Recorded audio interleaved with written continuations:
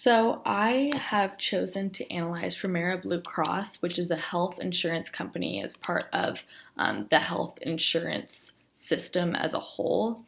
This company is really instrumental and has made huge strides in improving the business processes here in the Pacific Northwest. Yet we do see several issues with this company and the industry as a whole. Um, I decided to pick this industry as I'm working in it and at Premera right now. And I have quickly learned that in an organization that has a traditional mindset and has been existent for many years and has thousands of employees, um, traditional mindsets um, are resisting change in this industry as a whole.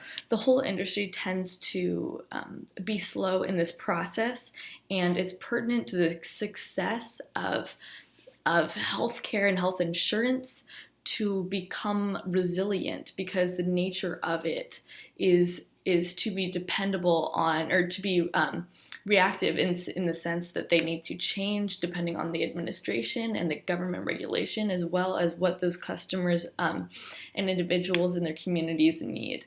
And there are new barriers and threats facing health care itself, as we have an aging population and new threats that continue to arise, especially with administrations changing. I've predicted and I strongly am behind and believe that change management here at Premera is pertinent to the success of the company. And though they already have some processes in place already, it's not efficient, right? So I have a process which would seemingly help in this process.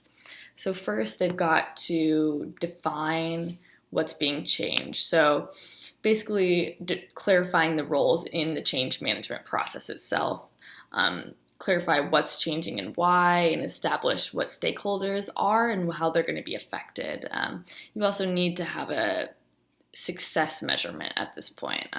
Then from after defining, you can move into the plan, which is actually conducting impact and stakeholder assessments and creating engagement plans with managers and employees.